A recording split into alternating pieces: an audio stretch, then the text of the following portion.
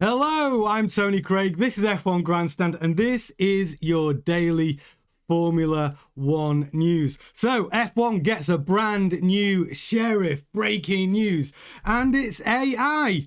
Luke Browning's crash at Suzuka. Just how far racing cars have come with their safety features. Horner, it wasn't me. Again. Aston's engine, an issue that nobody knew about. Carlos Sainz, I want to hold your hand. And Toto tells Kimi, time to be a man, my son. Yes, if you're an F1 fan, you're in the right place. Subscribe to the channel if you haven't done so already. Do smash a like on the video if you do enjoy it. And if you are going to subscribe, which I hope you do, make sure you click the bell all icon. That way you can ensure that you get to choose which piece of the content you engage with. First of all, let me just very quickly apologise about my tardiness. I know my stream has started 15 minutes later than usual. It's because of the breaking news. We had to cover this. This is brand new, straight out of the box. F1 gets a brand new sheriff. Oh, and it's AI. So yeah, we're going to be talking about that. So thank you so much for joining us. And if you are watching for the first time, jump in the chat, say hello. Best F1 community on the internet. Tell us where you are watching from. I can see you all in there. Peter's in there, Dawley's in there, Nathan's in there, Aman's in there, Geothermal Cat. Who else we got in there? Sulu's in there. Kyle, of course, Kyle's in there as well. Brilliant. Great to have you all with us. Where shall we start tonight? Okay, let's start with the serious issue, actually, of the Luke Browning crash in Suzuka. So obviously Luke Browning is the reserve driver at Williams. He's also taking part in the Super Formula Series. Well, he had an accident at Suzuka. Don't worry, he's absolutely fine. He walked away, but when you see the accident, you'll be as shocked, well, as surprised and delighted as I am just how far racing cars have come now. Their safety features. And I think if you've watched Formula One for a long time, you will get to see the video, but the video is just there to show you've got, that people walk away from the most, crazy incidents now. But thankfully, Luke Browning was able to walk away from his massive accident at Suzuka. So Williams reserve driver, Luke Browning, suffered a crash at Suzuka. And it was on the iconic 130R corner during Super Formula testing. So the 24-year-old is obviously going to compete in the Japanese series alongside his Formula One duties for Williams.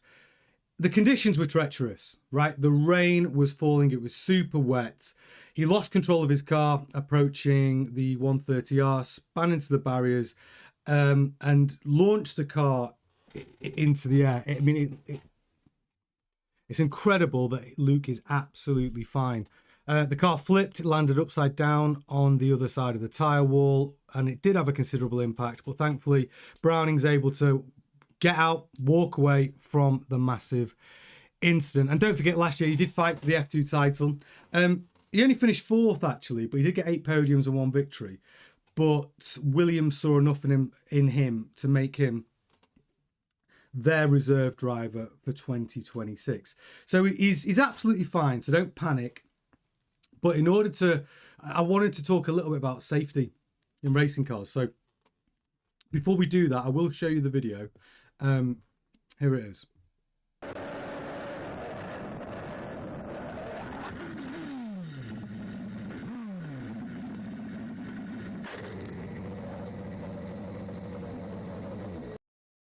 I mean, as you can see, it's a very quick video, but as you can see,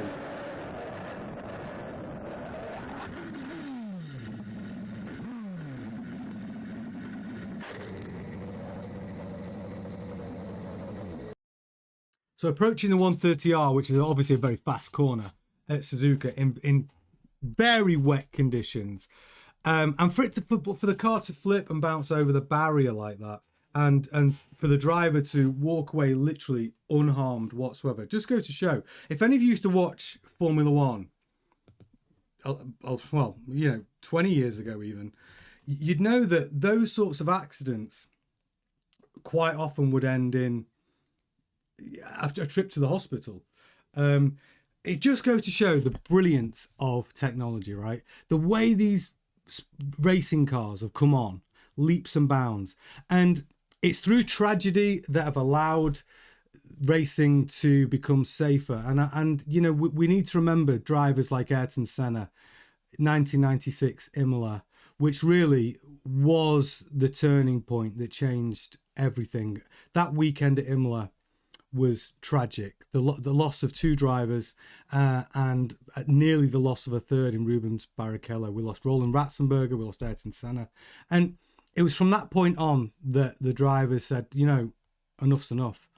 And because of the brave drivers pushing back and saying, no, safety needs to come into racing, we're in a situation like this 30 years later where a young man like Luke Browning can have an accident which could end careers, and he gets up and walks away. So it's really just a bravo to the engineering and of how we have developed these cars, racing cars, over the last 30 years. And I think it should be a celebration of that engineering ingenuity, the way we have created these cars to be stronger, safer and quicker. So yeah, that was all I really wanted to say on that. But I'm so glad we're all thinking of you, Luke. We're glad you're all right, and we do hope you get a drive in Williams. And listen, going back on looking how Williams are doing so far, who knows? You might get a walkout from Carlos Sainz and you might get a drive. Who knows? But yeah, I just thought it was important to talk about that. Now, the top story of the day. We've got... So, F1 have got AI police now. What is this all about? I'm calling it... If any of you watch football, you'll know what I mean when I say it's the car VAR. And if any of you watch football, you'll know exactly what I'm talking about. We've got the car VAR. And yeah, so exclusive, how the FIA will use AI to police one of F1's most controversial subjects in 2026. I mean, I'm actually quite for this because this particular thing does get annoying and there's always ambiguity in the stewards' decisions. Like some people seem to get away with track limits more than others. So let's get into it because it's quite a juicy story, this one. So starting this season, a new system called ECAT, which stands for every car, all turns, will monitor track limits at every corner via an advanced platform that uses AI to interpret each car's behaviour on track. Now, obviously, for several years, the enforcement of track limits has been among the most... Yeah, it's caused the most controversial incidents on the Formula One Grand Prix. Like, because obviously drivers are going to push to the limits, right? And they're going to use all of that track. But they've also, we've heard like George Russell on the radio reporting the guy in front, hey, Max Verstappen, he was over track limits at that point. And the drivers are snitching on each other because they're following so closely behind. And, you know, it's a bit farcical because some human has to decide whether the car has gone out of bounds, has exceeded track limits. And some people get away with it and some people don't. It's not been a bulletproof system. And then you get the teams obviously stand by their driver and say, no, my driver, that is not out of track limits. He's got a millimetre of his tyre there on the line. You know, and it goes on and on and on. So here's a good example. In the 2023 Austrian Grand Prix alone, the FIA had to review more than 1,000 suspected track limit violations. You know, and that's manually. So you can tell, like, having an AI solution to the track limit problem is a good idea. Is it going to work? That's another question. So this is why the FIA and Catapult created an automated tool to detect when the cars cross the white lines and integrate it into RaceWatch, the system used by Race Control and the Remote Operations Centre to monitor everything that happens on track. And don't forget, get your super chats in. All super chats guaranteed to be read out on air. Tell us your thoughts. And then according to the FIA, this computer vision based tool has cut by 95% the number of cases that require human involvement to reach a decision. And here's the other good thing. You know, all the teams that then go and argue their case, fight for their driver. Well, the FIA will be able to send the footage of the infringement directly to the team in real time on video. And I think that's a good idea. So the computer vision system integrated into RaceWatch can recognize a car's silhouette and analyze its behavior against predefined reference points captured by a camera. This allows it to determine whether a car has crossed the reference line. Now, ahead of 26, several practice and functional updates are planned. The first is that the FIA will be able to send the teams the footage of any track limit infringements committed by their driver, making the process even more transparent and reducing the potential time lost to quibbling. And we do love a quibble in the paddock. Let's get some quotes. The new system will be based on a centralized camera controller, which will not only allow us to set all the distances from a single point, but also to distribute the required processing, explains Chris Bentley, the FIA's single-seater head of information systems strategy. He goes on to say, we'll be able to run the computer vision software on any machine in the network, send it the portion of the video to process, receive the result, enabling us to handle more and more data. Increasing the data processing capability ties in with another tool developed by the governing body together with Capital, a highly advanced positioning system. And let me show you a picture of that. There you go. Highly advanced. So it does look like VR. If you watch football in the UK, you'll know exactly what I'm talking about. They use VAR for all different infringements, from offside rules and on and on and on. And they draw these little lines all over the football pitch. So if you've seen that, you'll have an idea when I say this is the car VAR.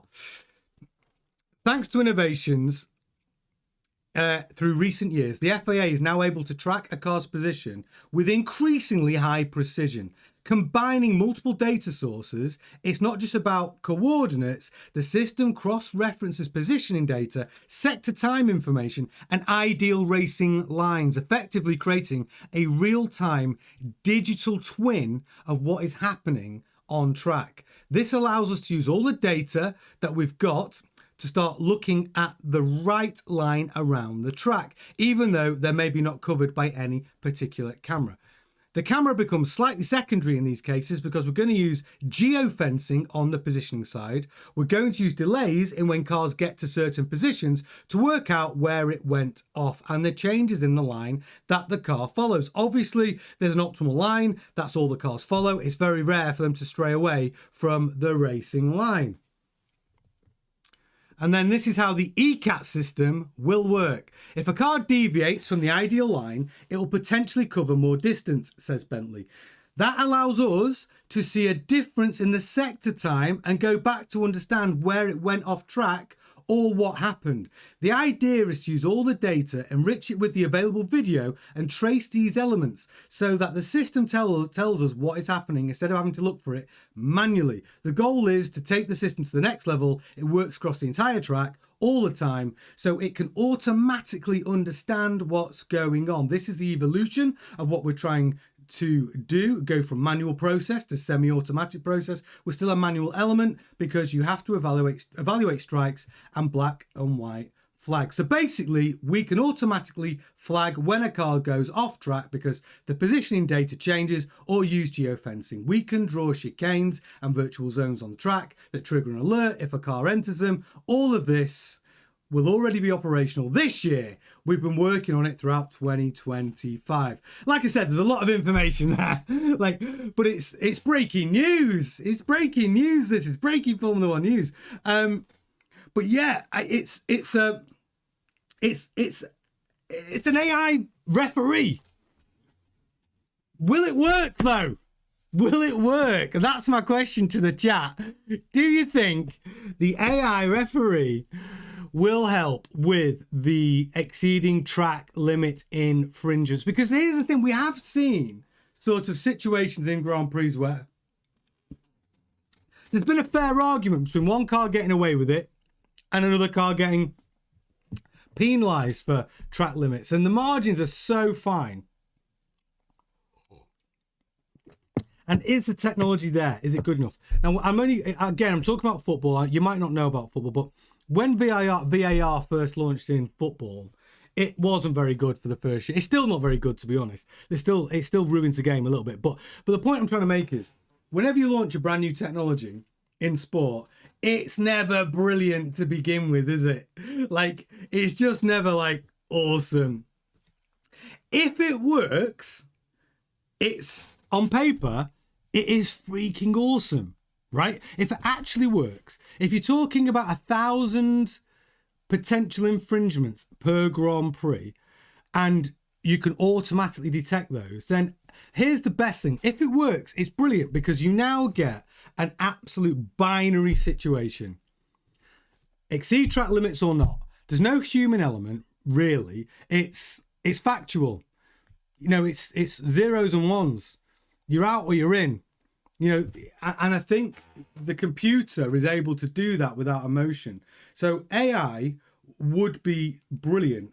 And yes, you're right, Simon. What will happen is 95% of those cases, in or out, will be decided by AI, and there'll be the 5% which will require manual oversight instead of the 100% which require manual oversight. So yes, the ones that are super contentious, there will still be a human element to say yes or no.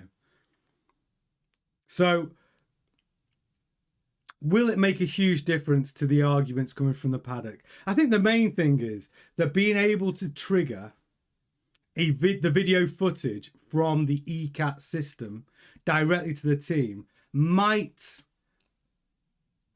you know, appease the team from making an appeal or having an argument in the paddock and everything else, and less sort of disagreements. There will be some that get through that are wrong because technology does get it wrong. Like, it does.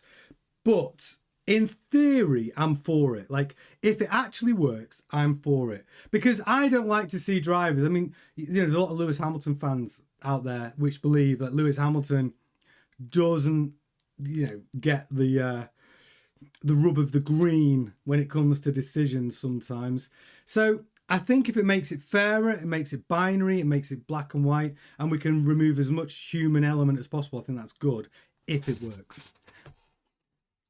Geothermal Cat says we should name it Michael Massa. No, let's never mention him again. Isn't he? I forget. He has got a job though. He is working in racing, isn't he? Still. Yeah, big. Yeah, I think he's got a big job. Yeah, and that's Flatlander. Exactly, Flatlander. That's really my point as well. Flatlander says you can't bribe AI. Now, I'm not saying, because I don't want to get cancelled, that bribery is a thing in Formula One. I'm not saying that. All I'm saying is potentially any governing body of any sport could be vulnerable to corruption. That's what I'm saying, like any sport, right? Because where there's power, there is inevitably the attempt of or actual corruption. So yeah, AI cannot be corrupted in that way. So as fans, it gives us an extra layer of comfort to know that, not that we're saying anyone's doing it at the FIA, but it gives us an extra level of comfort that decisions are uncorruptible, because you can't argue with AI, right? Maybe we should get rid of all of the stewards. Michael Massa. Maybe Michael Massa helped develop this. Yes, Jeremy. See you in the chat there. Jeremy Z1. Welcome to our community, Jeremy. Yeah, but it could be too good. It could be too good. As in, well, I mean, what effect could it have? If it, picking Jeremy up on that point, if it's too good, if we start seeing more infringements than we've ever seen, maybe ones that stewards would let slide. And now, what would that mean? I think what we see eventually, if that happens and a few drivers get 10-second penalties, and we see a lot of drivers getting penalties for exceeding track limits, well, then the drivers will all adjust, won't they? The human in the cockpit will adjust their lines. I think that'll be the knock-on effect. If it does seem strict, I think the humans in the cockpits, the drivers do change. Yeah, Kyle says the system would have to be accurate to the millimeter. That's what I'm saying, and they're trying to tell us in that article that they're confident with this technology that they basically are, is what they're saying. With everything that we just went through, they feel like with the camera technology and the sort of the ideal line modeling that they've got, and also here's the thing: they say they can do multiple cars. Now on that picture on the screen right now, there's two cars there. What happens when you're in a train of like 6 cars, bumper to bumper? I mean, they must have a, if you've got, it's okay with 2 cars, but what happens when you got like 3 cars, 4 cars, where you got these middle cars that you can't actually get to see correctly from? I don't know. I mean, I'm sure they thought of this. I mean, some of those DRS trains, you'd see 3 or 4 cars in a train. So I don't know, but anyway, if it works, I'm here for it. But I have a feeling there could be some interesting moments with that technology while they dial out all of the bugs.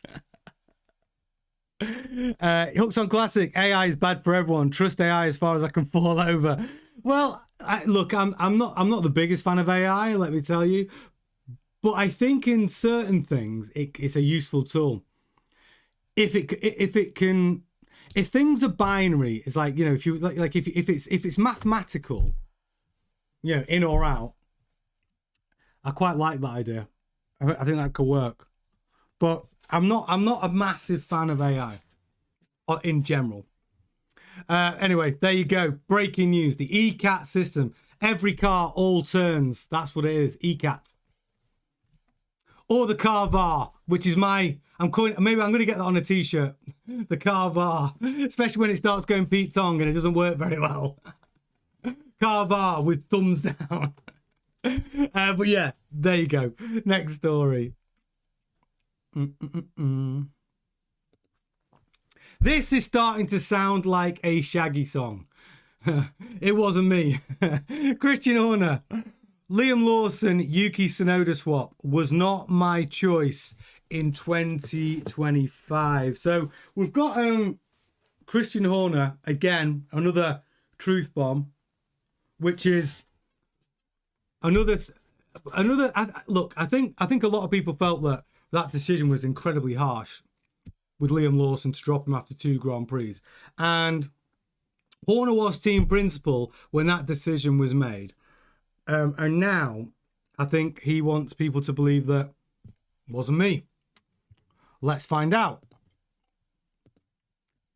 So, Christian Horner, Liam Lawson, Yuki Tsunoda swap wasn't my choice. Christian Horner says Red Bull's early 2025 decision to demote Liam Lawson after just 2 race weekends and replace him with Yuki Tsunoda was not his call. Can anyone get in the chat and guess whose call was it, Christian? We'll be coming to it, but get your guesses into the chat. So former Racing Bull Racing... I'll start that again. Former Red Bull Racing CEO and team principal Christian Horner has confirmed that it was not his choice to swap Liam Lawson for Yuki Tsunoda at the start of the 2025 Formula One season. So obviously we all know, at the end of 2024, Perez his services were no longer required at Red Bull, and he'd be replaced by the young buck New Zealander Liam Lawson. And he took the position, obviously, alongside Max Verstappen in that number 2 seat. Now, just two race weekends into 2025, he was dropped back down to the Racing Bulls and replaced by Yuki Tsunoda, head of the Japanese Grand Prix. Now, the decision came as a shock. Lawson had only 2 Grand Prix and 1 sprint race under his belt. Now, Horner talking in the upcoming 8th season of Netflix Drive to Survive. So this is Netflix's Drive to Survive, dropping all these truth bombs. Obviously, it helps promote their show. But Horner's like, you're making me sound like a Shaggy song. It wasn't me. And he claimed that the decision did not come from him. He said, it wasn't my choice. I was always pushed to take drivers from the young driver program. Helmut was the big driver in it, said Horner.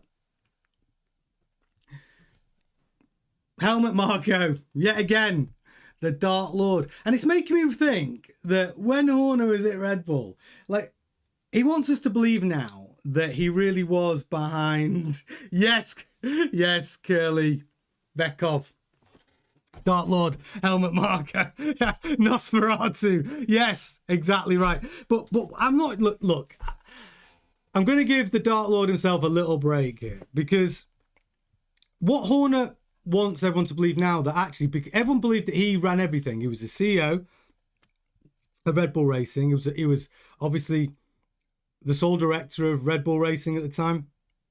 He was the director of Red Bull Powertrains, Red Bull Technologies. He did have all the power, actually. Helmut Marko, though, was Dietrich Mateschitz's guy. Like, Dietrich and Helmut, they're the guys that gave Christian Horner his job in 2005. Helmut Marko, so Dietrich Mateschitz, who was the owner of Red Bull, the brand Red Bull, he goes to Helmut Marko, yeah, we're going to get into Formula One. And Helmut Marko had been that number one guy for racing right from day one, when it was just a blank piece of paper. They then bring in Horner. So Helmut Marko has been around, like, I call him, like, he was like a Svengali figure for me, pulling the strings. So even when Horner got all this power on paper, did he really have the power? That's the question. I'm not sure he actually did, because Helmut Marko was ever present. Helmut Marko ran the drivers, right? And all the drivers came through the Red Bull driving program, which Helmut Marko was responsible for. And listen, we can't say it wasn't successful. Brought us Max and Sebastian Vettel and a lot of world championships. We can't say, you know, that young driver program that Red Bull have and Helmut Marko was responsible for, it wasn't successful. It was brilliant. And look how many on the grid have come through that system. It's incredible. So, but Helmut Marko told the other side of the story with Horner. He wanted us to believe that he wasn't responsible for the tough decisions. It was Horner's ruthlessness, Horner's decisions to, you know, drop Alexander Albon, drop Perez, drop Pierre Gasly, give Lawson the role and then drop him after two races. Like, all that, and that's the thing. Even though Horner's talking about that one situation about dropping Liam Lawson after two races to switch him out for Yuki Tsunoda, that wasn't the only ruthless driver decision you ever made, was it, though? Because we had Pierre Gasly dropped after half a season, Alexander Albon dropped into that reserve driver role at Red Bull. The list kind of goes on and on. So, were all those decisions led by Helmut Marko? Are we saying that pretty much every driver decision, were all those led by Helmut Marko? Or just the Yuki one? I don't know. Oh, yeah. Gary, I just saw that Carvar. You're either pregnant or you're not. Yeah, exactly. That's it. I agree, Gary. Welcome to the chat, buddy. So, yeah, that's what I think. Like, I think that this is going to... Look, I'm going to sound like I'm sitting on the fence. But just on that little conversation, the Helmut Marko Horner thing. One, Horner's dropping all these truth bombs because of Drive to Survive are dropping all these Horner truth bombs because they obviously want to promote Drive to Survive. One of the biggest stories of the 25 season was Christian Horner's removal from Red Bull. So, of course, they're dropping all these bombs to get people to tune in. Everyone's going to tune in anyway, I'm sure. But what was the truth? I would say, honestly, between the two of them, Helmut Marko and Christian Horner, I think they were both ruthless as hell. That's what I think. I think they're both ruthless. I think there isn't much between them when it comes to the will to win and the belief that their way is the right way. That's what I think. I think fierce competitors, ruthless to the core, and Horner, who looks like he's coming back to the grid with a purchase of Alpine, that still looks like it's his most likely option. I think he doesn't want to come back. I think he wants to do a little bit of PR for himself. If he comes back onto the grid, even though he plays the bad guy so very, very well and he brings all the drama, I also think he wants to come back and be accepted onto the grid. Yeah, Thane says these aren't truth bombs. They are PR spins. Yes, Kareen, I see you in there as well. These two are quite a pair of devils. Yeah, I think that's the thing. Emmanuel says the same thing. He was part of making the decision. Yeah, I think we're all on the same page. I think their ruthlessness, will to win, meant that they were both two peas in a pod. They just didn't get on, right? Too many chiefs and all of that. Oh, there you go. Peter's made a very good point.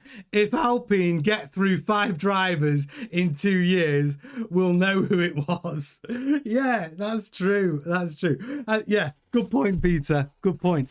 But that is how it goes. Yeah, it's an interesting situation between those two. That dynamic will always be, well, I mean, honestly, now Helmut Marko's not on the grid anymore. We're not going to see how Horner's coming back. Helmut Marko is not unless he's just coming to watch as Max's guest. That's what I think. But there you go. But again, like, it's sounding like a Shaggy song. Here we go. Next story. We're going to talk a little bit about Aston Martin engine problem. It's a problem that's been rumoured, but it looks like it's now been confirmed. F1 paddock believes Aston Martin's Honda engine is overweight, as well as being clearly underpowered. Just another little problem there for Aston Martin's engine woes. What are they saying about it? So this is what they're saying. According to Next Gen Auto, the problems Honda need to fix stretch beyond the power unit being clearly underpowered compared to their competitors. But the F1 paddock at Bahrain suspects Aston Martin's engine is also up to 15 kilograms overweight. That's a lot. 15 kilograms. Because you've got to remember, they've increased the minimum weight of these engines by about 20 kilograms this year, roughly. Someone can correct me in the chat. I think it's about 20 kilograms heavier. So hitting minimum weight for the engines isn't, well, according to all the other teams, not a problem. You know, it's, if anything, it's, if you're building with alloys, it can make them too light. Where that's one of the reasons why Ferrari were able to go with a steel cylinder head, because the weight is perfectly achievable with the new minimum engine weight. And still, Honda's engine is up to 15 kilograms overweight. And it got me thinking about Formula One. So, you know, the Williams car is about 30 kilograms overweight. And it got me thinking about, like, imagine political correctness in Formula One. Carlos Sainz goes into James Vowell's office, goes, James, can we talk about the car? Terrible accent. James says, come in, Carlos. What is it? James, the car, yes, it's a beautiful car, isn't it, Carlos? Oh yeah, she's beautiful. She's beautiful, but she's big. No, Carlos, I can assure you she's exactly the right measurements according to the 26 regulations. No, not big. You know, she's larger. No, Carlos, she's not. She's well within the measurements for 2026. No, what I'm trying to say is, you know, she's bigger. No, Carlos, she's not. Oh, you mean taller? No, we've hit the minimum with the correct height for the wings, where everything is in the perfect adjustments. No, I'm saying she's curvy. Yes, Carlos, she's got some curves on her, this Williams. Yeah, she's more for you to love and more for you to drive and more for you to enjoy and hold on to. No, she's fat. She's heavy. Carlos, get out. I will not have you fat shame our car. Get out of my office. Unbelievable. Do you know what I mean? Political correctness in Formula One. Because Williams have got a weight problem. Now we got Aston Martin with an engine weight problem. You've all got to get on the Ozempic. You got to get that weight off, but getting the weight off your engine. Sorry about that. Don't know why I did that. A little bit. you got to get the kilos off, right? Got to get the kilos off. And Williams got the same problem, but your engine, yeah. So Honda fighting battles on all fronts. I think Honda's biggest problem is they've got to make sure it actually bloody works. You got to get it round for, 70 laps. So right, next story. We've got Toto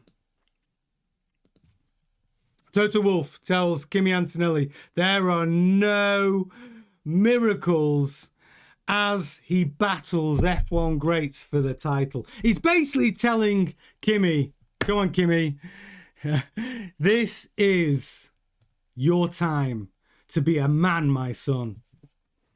Was it Rudyard Kipling poem? That's what it is. He's basically saying, look, Kimi, like, this is coming of age time now, buddy. And I kind of agree with him. And Kimi, God, he looks so young, Kimi Antonelli. He is so young. But Toto Wolff has made it clear that he has to get results through hard work. Making the transition from Formula 2 to Formula 1 can be a daunting task for any driver. But in Kimi Antonelli's case, he had to walk in the footsteps of a giant. Despite the difficult task ahead of him, Antonelli did well for a rookie. Yeah, he did. Like, listen, last season, we saw him start off okay. Difficult middle stint in the season, was quite a way off George Russell's pace, but then coming like into the final straight of last season, 25, Kimi Antonelli was very good. He was, I mean, he was in front of, I think he beat George Russell in 2 of the last 6 Grand Prix. Like, he really was improving and looking very strong. So, but this is what Toto says. The kid gloves are off well and truly, as Toto has made it clear, his success is entirely in his own hands. So ahead of the new season, Toto Wolff spoke with Back at Base about his expectations for Kimi Antonelli after his rookie season. The Mercedes head honcho, that's Toto, reminded the young Italian driver that his talent isn't going to be enough to get him success this season. He has to work hard to compete with the best of the best. And this is what Toto says. He said, yes, with capital letters. We wanted him to know what he's going to be experiencing in 26 with a new car, bearing in mind that he didn't know many tracks. The whole experience of Formula 1 is a totally different dimension to F2. Just so much more pressure and scrutiny. Now, we've done that. We're launching ourselves into a season for the first proper season, in my opinion. So what Toto's saying is last season, that was, listen, that's a pass. That's your just... You know, that is your orientation. Not that we get a new job and they go, hey, this is your first week in your new job. Here's your orientation. That's what Toto's saying about 25 for Kimi Antonelli. You've had your orientation. Now it's to work. He has the talent. He has the speed. And now it's about just putting in the hours, putting in the laps and getting the experience. There are no miracles. You can be as talented as anybody else, but you've just got to work. You've got to be intelligent and mature. And when Toto was asked if Kimi Antonelli can be a future world champion, what do you think he said? He said, yes, I believe that. I mean, there's a long road ahead. He's going against one of the best drivers in Formula 1 as his teammate, George Russell, and many greats out there. He's always going to be under great scrutiny, but to answer your question, yes, definitely. Now, what made me laugh about that final statement where he said he's going against one of the best drivers in Formula 1, I half expected him to say Max Verstappen. Oh, and Kimi is going against one of the best drivers in Formula 1. Max Verstappen, possible future driver for Mercedes. But he didn't. He said he's going against one of the best drivers in Formula 1, his teammate, George Russell. And he had to do that because last year was a absolute shambles of watching Toto Wolff go on holiday, basically, with Max Verstappen and his constant praise in the press, trying to lure him to Mercedes for this year. So, yeah, but I half expect him to say he's going against one of the greatest drivers in history, Max Verstappen. That would have been funny. I would have loved that. We'd have jumped on that. He didn't know. He didn't, but it would have made me laugh. Yeah. RS says, after Toto's lecture, Kimi goes and crashes his newly gifted Mercedes. Oh, yeah. It's so true. RS. Exactly. They give him a GT AMG 63 limited edition Mercedes as his company car at 18. I said this at the time, RS. Like, you know, you give an 18-year-old a company car, even if he's a Formula One driver, he's got his mates in the back, he's got the tunes on. One of his mates is like, having a cigarette out the window, vaping out the window or something. And next thing, boom, he's in a wall.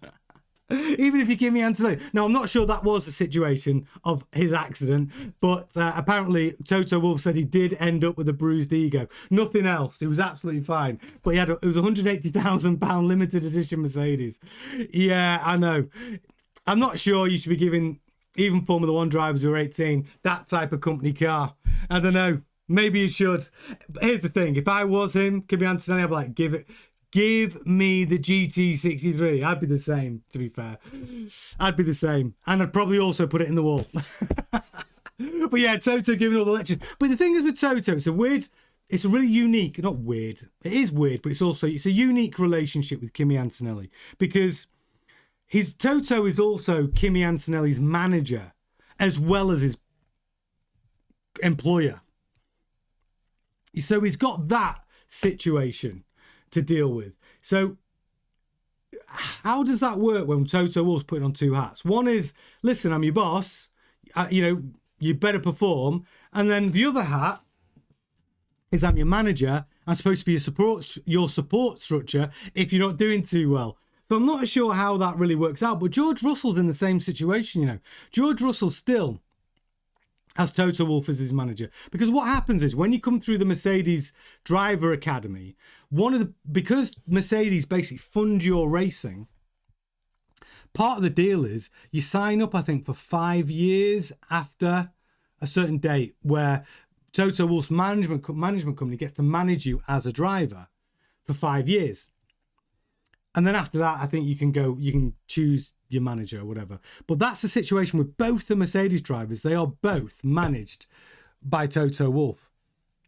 So it's kind of a weird situation, that one. But yeah, giving Kimi Antonelli his little pep talk for this year. Yeah, it's a good one. And yes, Richard Lawton, I see your chat there, buddy. Welcome. I can see you in there. Aston won't make the 107% and won't race in Australia. That is the danger. That's the danger.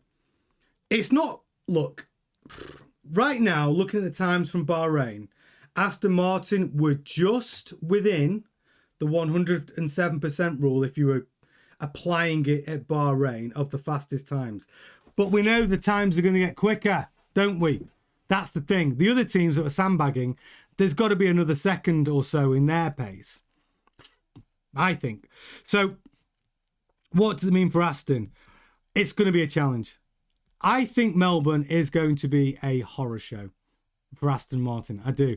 They might complete... You could see Lance Stroll, not even getting off the grid. Starting from the pit lane, doing 3 laps and pulling in. It could be that bad. Thanks, Drop Tuned. Those acting skills. That's right. This is why I do this, and I'm not a movie star. But yeah, it's going to be a real challenge for Aston Martin to make that 107% rule. I think they'll do it. I think they'll race. I just think it'll be a horror show. No one knows how long they'll last in that race either. So your final story of this evening. I want to hold your hand. I want to hold your hand. Yeah, I'm not a singer. Carlos Sainz will approach F1 bosses hand in hand with Max Verstappen if new rules fail. What's this all about, Carlos? Why are you going to be holding hands with Max Verstappen and George Russell and others? Let's get into it. Now, we know everyone wants to be the president of the Grand Prix Drivers Association. Last year it was George Russell. Guess whose turn it is this year? Carlos Sainz gets the dubious honour. Honestly, I actually think George Russell was made for that role. So Carlos Sainz is the president of the Grand Prix Drivers Association. And as he's at the forefront of communications with the F1 bosses, he's the conduit, good word, to FIA, Formula One management, other team bosses. He's the driver's conduit to convey drivers' sentiments and feelings, and he's a spokesperson. So at the moment, the overwhelming sentiment is negative. And the Spaniard has urged his rivals to be patient during the adaptation period of these new regulations. He's trying to be very political and presidential and balanced, is Carlos Sainz. So during an interview with Mundo Deportivo, an event for one of his sponsors, Sainz highlighted how he won't waste any time in approaching F1 bosses over the state of the sport, but asserted that the regulations need enough time for fair assessment. Basically saying, calm down. I sincerely believe we have to wait, Sainz told journalists, wait 5 or 6 races, see how the regulations play out, see if the races are fun, more fun than last year or less so, if there's more excitement or less, if the drivers have more or less fun. After 4 or 5 races, don't worry, I'll be the first to say that I don't like what I'm seeing, what I can project, and what I think F1 is going to become. And I'll also be the first from the GPDA to support one direction or another. But then he goes, I insist, if I see that I don't like it, or it doesn't motivate me, or I see that this F1 has too many negative aspects, I will be the first to go with Max to talk to Stefano Domenicali or Mohammed Ben Sulayem of the FIA to tell them, hey, this isn't working. You made a mistake. We're not enjoying the car. Something has to change because this isn't going anywhere. I don't think he'll say it like that, but he might. But I'll be the first to do it. And I have to go hand in hand with Max or George or whoever. He ain't choosy who he holds hands with. Carlos Sainz, he's saying, I'll hold hands with any of them and go. But I insist, I believe that on a personal level, it's not yet the time, nor is it appropriate to judge without having even raced a single car. So what's the takeaway? Carlos Sainz likes holding hands with other F1 drivers. That's not the takeaway. The takeaway is, as the president... I've not even had a beer, I promise. As the president of the Grand Prix Drivers Association, Carlos Sainz taking his roles and responsibilities quite seriously. He will challenge the status quo. He will take the sentiments of the drivers. He will back Max. He'll back George. They will wander in, one fist in the air, the other hand holding the other driver's hand, and they will bang on that door and say, change is needed. Get rid of the battery. That's all we wanted to do. But yeah, he's saying he's ready to act. Good.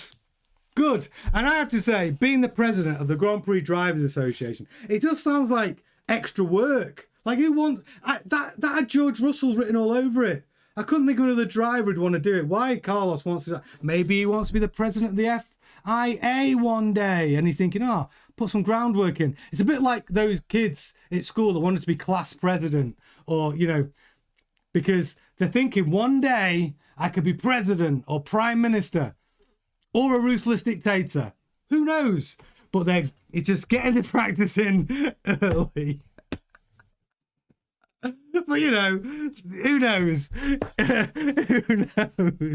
But yeah, good for him. So what do I expect? I don't expect any big changes. Here's the takeaway, truthfully. 5 or 6 races in, this is what Stefano Domenicali asked for anyway. He wanted to calm the panic down because the drivers are going, this is shit. Batteries are shit. Overtaking is shit. Super clipping is shit. Like, lots of elements about this is shit, right? That's the truth. And what Domenicali's like, look, please stop saying that. It's shit. Give it 5 or 6 races. We can improve it. We'll tweak it. And that's what Sainz is saying. Chill out. Relax. Have a cup of tea. Give us 5 or 6 races. And if we need to change it, I will go and help do that. And there you go. And that's tonight's show. I hope you've enjoyed it as much as I have. You've had a bit of everything tonight. Thank you so much to everyone who's been in the chat. It's been a fun one for me. Hope it's been as fun for you. I will be back tomorrow at 7:30 GMT. So sorry for my delay tonight. Couldn't have been avoided. Tomorrow on time, 7:30 GMT. I will see you all then. Enjoy the rest of your evening. Ta-ta.